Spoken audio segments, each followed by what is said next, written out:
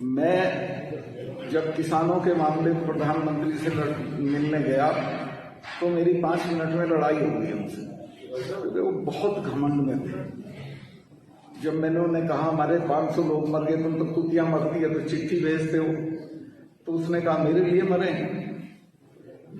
मैं कहा भाई आपके लिए तो मरे थे, जो आप राजा बने हुए उनकी वजह से। खैर झगड़ा हो गया मेरा। उन्होंने कहा तुम अमित शाह से मिलो। मैं अमित शाह से मिला। उसने कहा सत्ता इसकी अकल मार रखी है लोगों ने, तुम बेफिक्र रहो, मिलते रहो, ये किसी ना किसी दिन समझ में आ जाए। नमस्कार, जम्मू संवाद में आपका स्वागत है और मैं हूं ललित खजूरिया। अपने बयानों से राजनीतिक गलियारों में हलचल मचाने वाले मेघालय के राज्यपाल सत्यपाल मलिक एक बार फिर अपने बयान से सुर्खियों में हैं। इस बार का जो उनका बयान आया है वो बयान सीधा प्रधानमंत्री नरेंद्र मोदी के ऊपर उनका एक निशाना है। आइए पहले सुन लेते हैं ये बयान कि किस तरह से उन्होंने सीधा प्रधानमंत्री नरेंद्र मोदी जी को ही लपेटे में ले लिया और उन पर किस तरह के आरोप लगाए। मैं जब किसानों के मामले प्रधानमंत्री से मिलने गया तो मेरी 5 मिनट में लड़ाई हो गई उनसे, क्योंकि वो बहुत घमंड में थे। जब मैंने उन्हें कहा हमारे 500 लोग मर गए, तुम तो कुतिया मरती है तो चिट्ठी भेजते हो, तो उसने कहा मेरे लिए मरे हैं। मैं कहा भाई आपके लिए तो मरे थे, जो आप राजा बने हुए उनकी वजह से। खैर झगड़ा हो गया मेरा। उन्होंने कहा तुम अमित शाह से मिलो। मैं अमित शाह से मिला। उसने कहा सत्ता इसकी अकल मार रखी है लोगों ने, तुम बेफिक्र रहो, मिलते रहो, ये किसी ना किसी दिन समझ में आ जाए। तो आपने सुना कि किस तरह से सत्यपाल मलिक ने साफ कहा है कि प्रधानमंत्री नरेंद्र मोदी जी से जब वो किसानों के मसले को लेकर उनसे मुलाकात करने गए थे तो उनकी प्रधानमंत्री नरेंद्र मोदी जी के साथ बहस हो गई, झगड़ा हो गया और वो उस समय बहुत घमंड में थे। उन्होंने कहा कि मैंने किसानों को लेकर जो किसान विरोधी कानून थे उसको लेकर उनके साथ चर्चा की और मैंने उनसे कहा देखिए ये जो बिल है ये किसानों के खिलाफ हैं और 500 से ज़्यादा किसान मर गए। तो प्रधानमंत्री नरेंद्र मोदी जी ने कहा कि क्या वो मेरे लिए मरे हैं? तो मैंने कहा हाँ आप ही के लिए तो मरे हैं क्योंकि आप राजा हो। तो उस समय वो काफ़ी अहंकार में थे और बाकायदा उनसे बहस हो गई और इसके बाद प्रधानमंत्री नरेंद्र मोदी जी ने उनसे कहा कि जाइए आप अमित शाह जी से बात कर लीजिए। सत्यपाल मलिक ने कहा कि जब वो अमित शाह जी से मुलाकात करने गए तो उन्होंने कहा देखिए प्रधानमंत्री जी के ये फैसले जो हैं वो किसानों के खिलाफ हैं।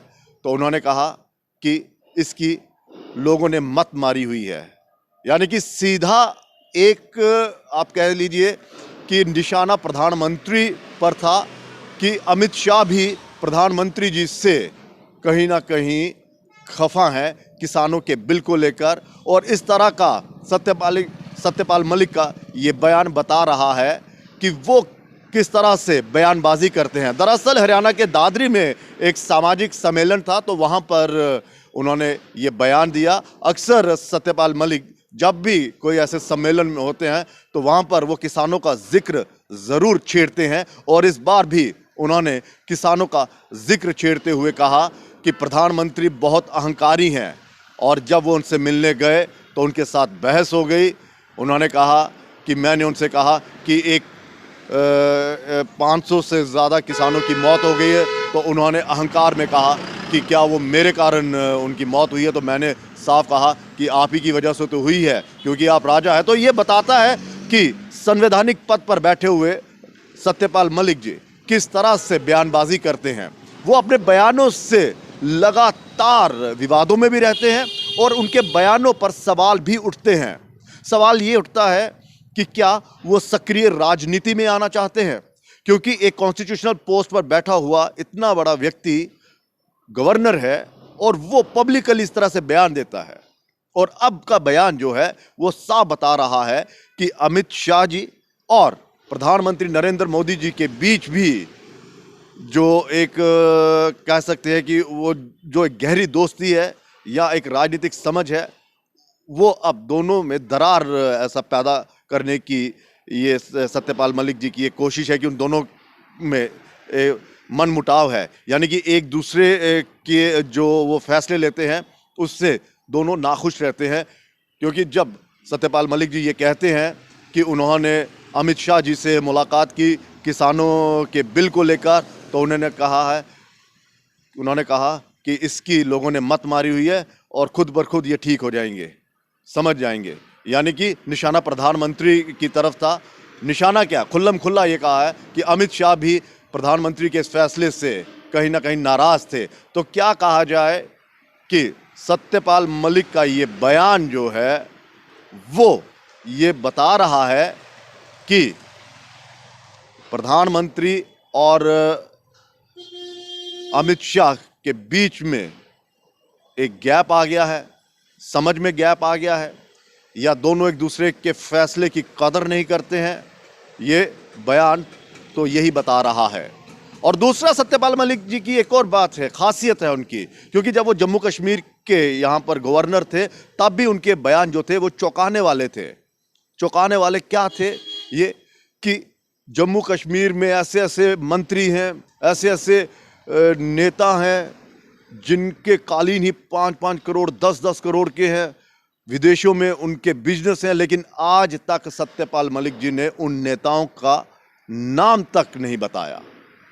उनका एक और बयान आया था जम्मू कश्मीर को लेकर, भ्रष्टाचार को लेकर, कि जब वो यहाँ पर गवर्नर थे तो बाकायदा 1-2 फाइलें उनके पास आई जिसे उन्होंने रिजेक्ट कर दिया। लेकिन रिजेक्शन से पहले जो प्रिंसिपल सेक्रेटरी थे उनके वहाँ पर, उन्होंने उनसे कहा कि सर आप ये फाइलें जो हैं वो रिजेक्ट कर रहे हैं, आपको तो इसके साइन करने के 150 करोड़ मिल जाते। और अभी तक उन्होंने ना तो उन प्रिंसिपल सेक्रेटरीज के नाम बताए और ना ही वो 2 फाइलें बताई वो किसकी थी। और एक फाइल में तो उन्होंने बाकायदा ये कहा था कि संघ के नेता जो फाइल लेकर आए थे वो आज तक उनका नाम नहीं बताया। तो किस तरह से इनके बयानों पर यकीन किया जाए?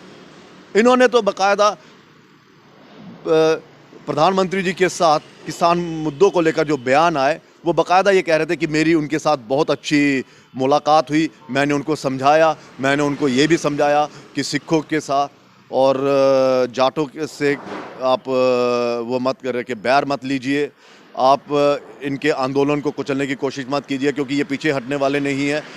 और मेरी बात उन्होंने मानी, प्रधानमंत्री के साथ अच्छी मुलाकात हुई। लेकिन अब जो बयान आया है उसमें ये बता रहे हैं कि प्रधानमंत्री के साथ जब ये मुलाकात करने गए थे तो उनकी बहस हो गई, और यहाँ तक इन्होंने बता दिया कि प्रधानमंत्री जी बहुत अहंकारी हैं, घमंड थे। आपको बता दें कि कृषि कानूनों को लेकर, जो कृषि सुधार 3 कानून लाए गए थे, उसको लेकर किसानों ने बाकायदा 1 साल से भी ज़्यादा प्रदर्शन किया, और उस प्रदर्शन में कई किसानों की मौत हो गई जिन्हें शहीद का दर्जा दिया जा रहा है, और वो अपने हक के लिए लड़ रहे थे। उनका ये साफ कहना था, किसानों का साफ कहना था कि ये कानून जो है ये उनके हित में नहीं है, ये काले कानून है। और प्रधानमंत्री नरेंद्र मोदी जी ने भी इन बिलों को समीक्षा करते हुए उन्हें वापस लिया, और पहली मर्तबा ऐसा हुआ कि कोई ऐसा बिल जो प्रधानमंत्री नरेंद्र मोदी की सरकार ने पास किया हो उसे वापस लिया हो, और ये किसानों की बहुत बड़ी जीत है। और इसके बाद जो बयान आए सत्यपाल मलिक के,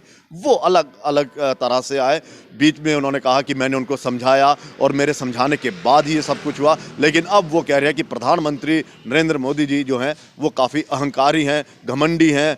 उनसे कहा था कि आप ये मत बिल वापस ले लीजिए, 500 से ज़्यादा किसानों की मौत हो गई है, तो कह रहे थे कि मेरे लिए तो हुई नहीं है। तो ये जो बयान है, अब राजनीति अखाड़े में इसे बहुत ज़्यादा तूल दिया जाएगा, क्योंकि सीधा निशाना प्रधानमंत्री की छवि पर इन्होंने साधा है और उन्हें अहंकारी बताया है, घमंडी बताया है। और अमित शाह को लेकर जिस तरह से उन्होंने कहा कि अमित शाह से मुलाकात हुई, और अमित शाह का ये कहना कि लोगों ने इसकी मत मारी हुई है, ये भी एक बहुत बड़ा सवाल है कि क्या अमित शाह जी और प्रधानमंत्री नरेंद्र मोदी जी के बीच में सब कुछ सही चल रहा है, या फिर सत्यपाल मलिक जी जो हैं वो सक्रिय राजनीति में आना चाहते हैं। वो कह रहे हैं कि मैंने जब जब किसानों के हितों की बात की और जब जब मैंने ये बयान दिए इस तरह के, तो मुझे ऐसा लगता था कि दिल्ली से कोई अभी फरमान आ जाएगा,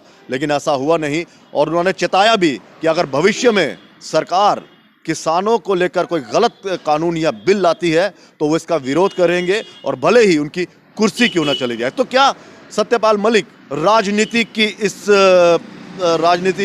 इस नए दौर में शहीद होना चाहते हैं? वो चाहते हैं कि उन्हें खुद केंद्र सरकार बाहर निकाल दे, ताकि वो लोगों के बीच में जाएं और कहें देखिए मैंने किसानों के हित में बात की, प्रधानमंत्री की नीतियों का विरोध किया, तो देखिए मुझे निकाल दिया गया। क्या ये सब कुछ इसलिए हो रहा है, या फिर वाकई प्रधानमंत्री नरेंद्र मोदी जी अहंकारी हैं, जो विपक्ष लगातार आरोप लगाता आ रहा है? क्योंकि एक संवैधानिक पद पर बैठे हुए इतने बड़े गवर्नर, मेघालय के गवर्नर सत्यपाल मलिक का ये बयान कई सवाल उठा रहा है, और ये भी उन्होंने बताने की कोशिश की कि केंद्र सरकार में सब कुछ सही नहीं चला। गृह मंत्री अमित शाह जी और प्रधानमंत्री नरेंद्र मोदी के बीच में भी सब कुछ सही नहीं चल रहा है। फिलहाल इजाजत दीजिए, नमस्कार।